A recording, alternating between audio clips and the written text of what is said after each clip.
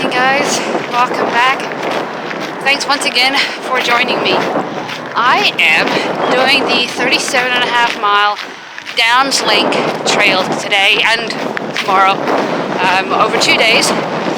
It connects the North Downs Way, which you'll see that in my upcoming North Downs Way videos, and with the South Downs Way, low-wheeled, and goes on to the coastal trail to end at Shoreham-by-Sea. And what's pretty epic about it is it's a really great winter trail because so much of it, in fact almost all of it, follows the old Cranleigh Line and Steyning rail lines that were axed by the Beeching Axe.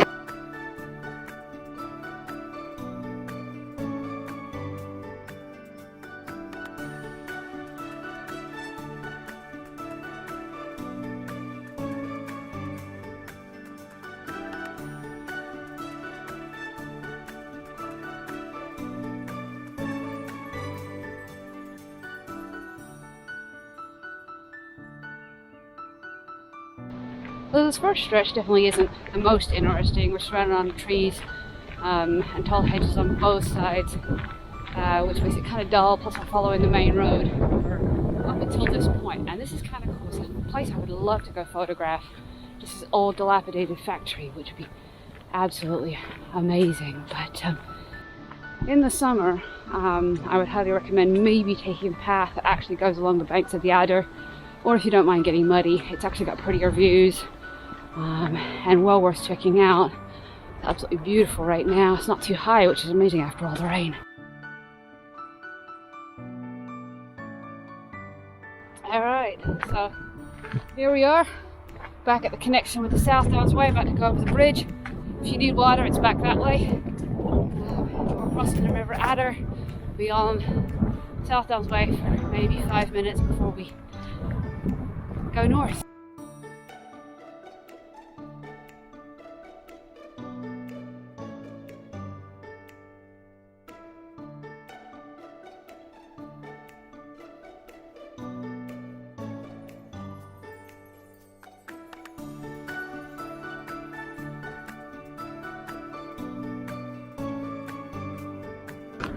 Alright guys, just a quick heads up. Don't follow that sign DownsLink to Henfield when you get to the crossing at the main road. You absolutely need to cross over. So yeah, I don't know if you can see that. DownsLink to Shoreham, DownsLink to Henfield. So we cross this road right here, which is really busy, even on a Saturday morning. And we come down here to this gate, and this is the sign you should be looking for. It says DownsLink to Henfield that way. So don't get confused by that, guys, because it will throw you off and you'll end up going the wrong way, and I've done it twice.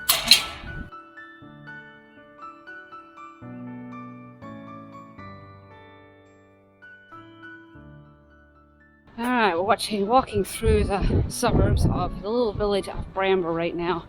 A little convoluted, but very, very well signposted through here, so you shouldn't get lost, you shouldn't need a map. But yeah, just bear in mind that not all of this follows the rail track. Now I did go around a little bit, but for the most part I believe Bramble was kind of the first stop on the Shoreham on Steyning Line.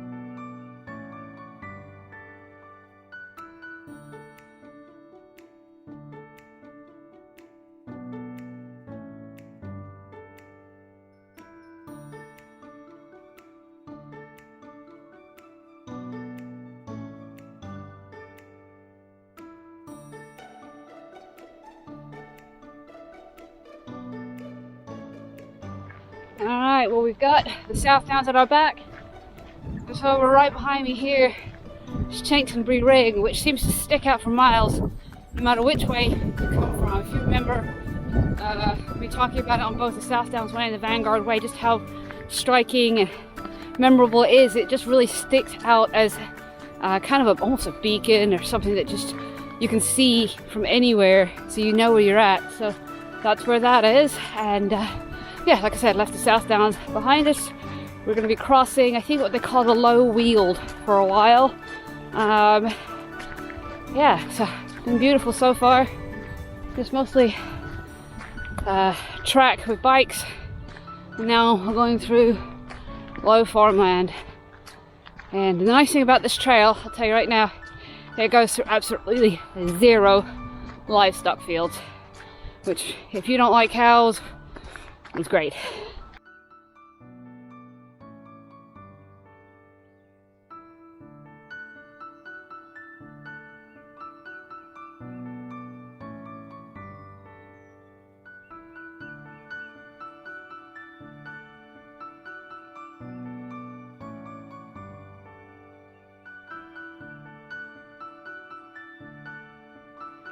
Alright, we are now back on the old rail bed.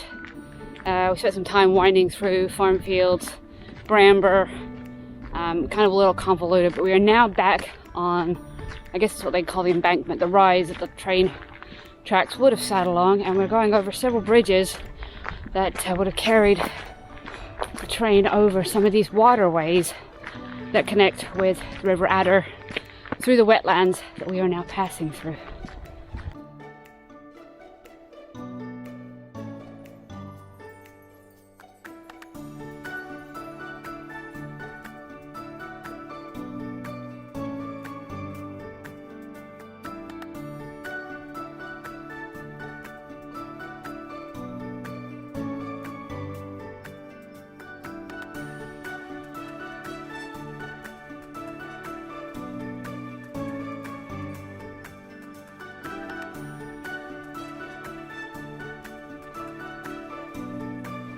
Alright guys, we are just passing by Henley, which is sort of the first town that we go by actually on the DownsLink route. So just tell you a little bit about this before compared to what I had earlier. So between 64 and 65, the train tracks were dismantled, the bases were pulled out, and from 1965 to 1974, this place was the coppiced trees, the embankment were basically left unmanaged. They were just kind of left to go back to nature. But in 1974 it was sold by the British Railways Board to Surrey County Council and what is now Waverley District Council. And so from that point on it was managed, cleared, and then turned into an access place for people to use for leisure. After that it was then turned into a long distance trail that connected the North Downs and the South Downs, as I've already mentioned. Now the DownsLink isn't a national trail in its own right, but it is a national trail of regional significance and has also been awarded the National Certificate of Conservation due to its ongoing efforts keeping these areas natural and wild and open and available for people to use. So anyway, that's a little bit of history. We're going through Henfield right now, and I don't remember if they actually have a platform here still left or if this is just going through the town.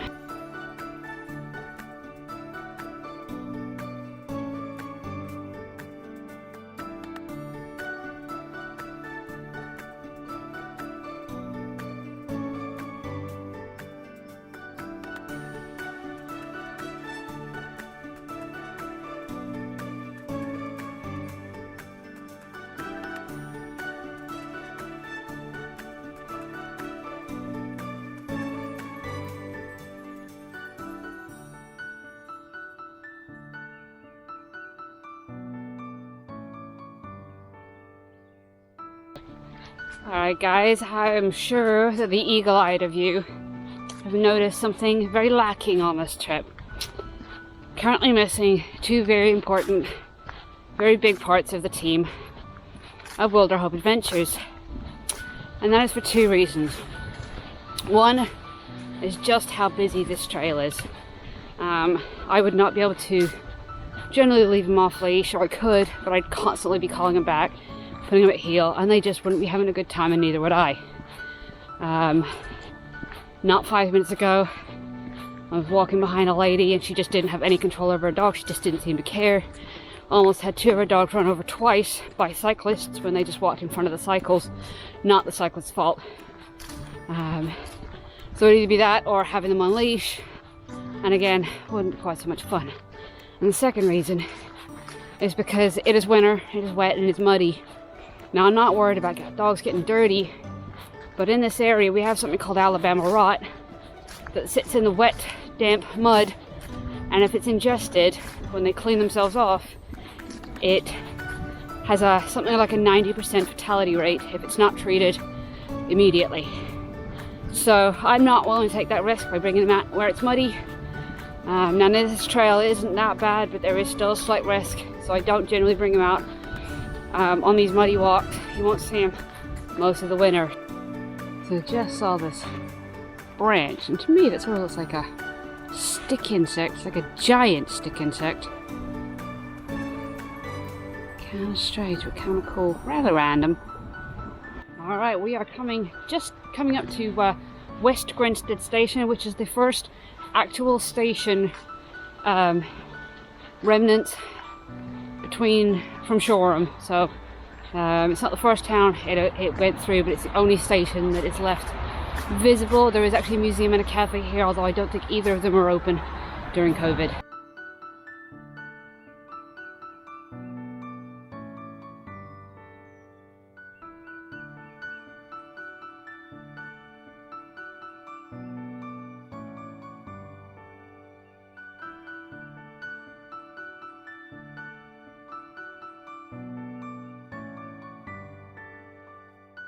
So this is what it actually would have looked like when it was still functioning.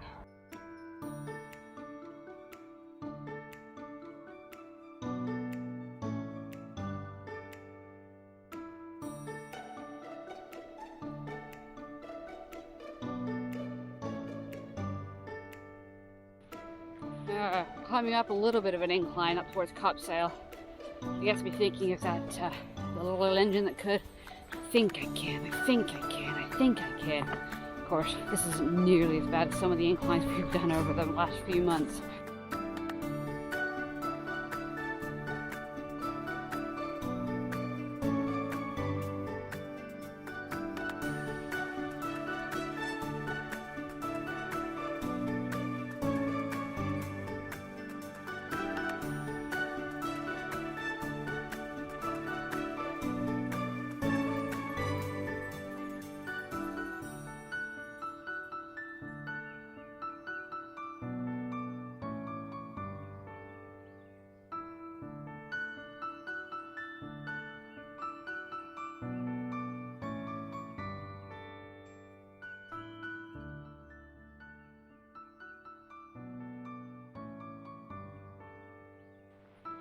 Alright, we are just passing Christ's Hospital. So a little bit about the school. It was built in 1552, and in the nature of public schools at the time, it received its royal charter in 1553. Now this school was set up in such a manner to enable all children to be able to receive an education. It runs off of a charitable donation or charitable foundation, and even though it is a fee-based school, most of the pupils that go here, the students that go here, are in receipt of bursaries, which is basically kind of a scholarship.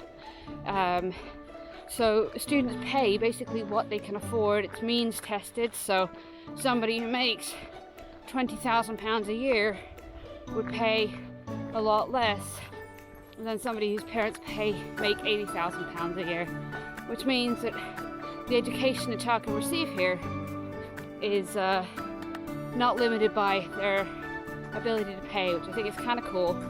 And the one very, very unique thing about this school is their uniforms. So I'll put a picture of them up because I don't think they've changed much over the last 500 years.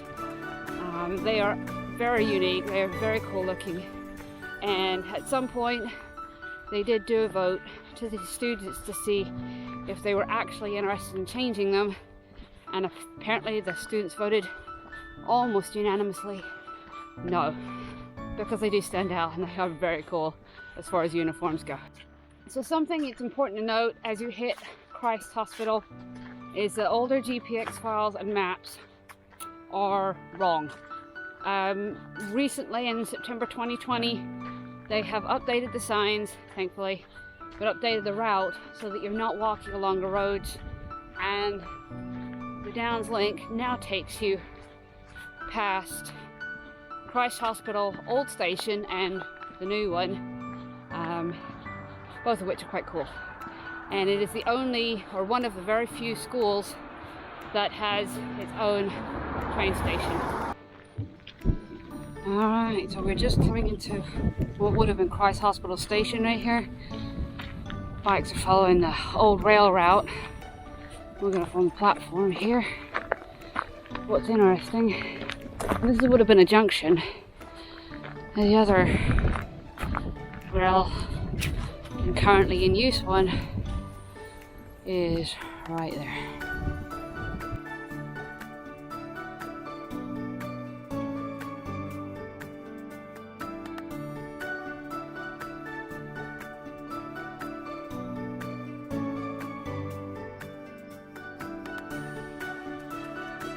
So I'm going to leave it here for today. Really hope you enjoyed this first section, 19 miles on the DownsLink. Really appreciate you guys coming along. Hope you guys can join me for the next video. And as always, thanks for watching.